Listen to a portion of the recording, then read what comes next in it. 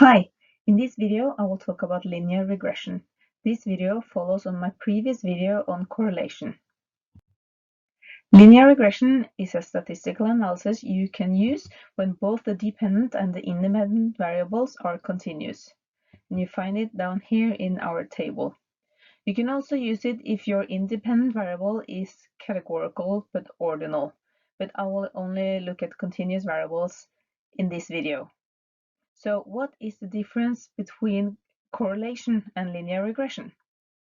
Well, while correlation says something about the linear relationship between two continuous variables, a linear regression is more like a model where you can fit the best line and you can use this to estimate the dependent variable based on the independent variable. Let's use the same example as we used in the previous video on correlation, where we wanted to see if there is a relationship between age and blood pressure. Here we found the correlation coefficient and we also calculated the equation for the fitted line through our graph in Excel, where we added a trend line. I will now show you how to do this in another way in Excel.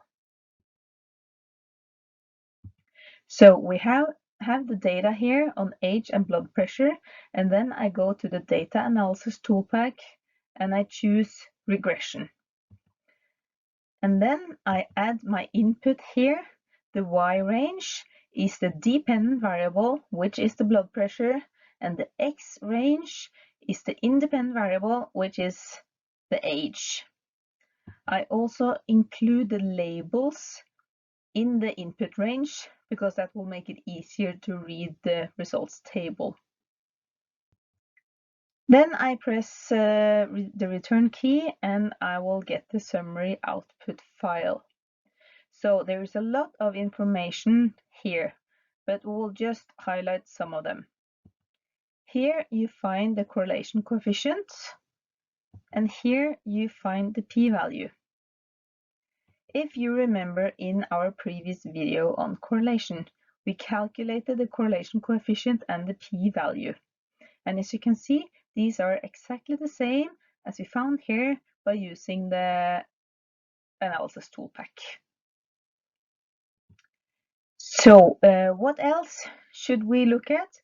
Well, we have some numbers down here, and these are my actual input for my regression model.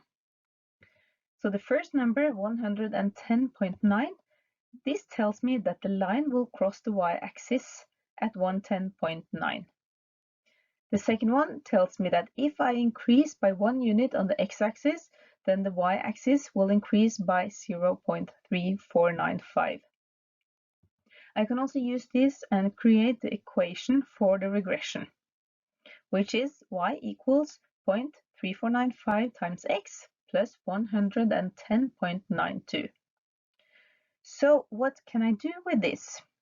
Well, as I said in the beginning, you can use linear regression like a model in order to estimate the dependent variable based on the independent.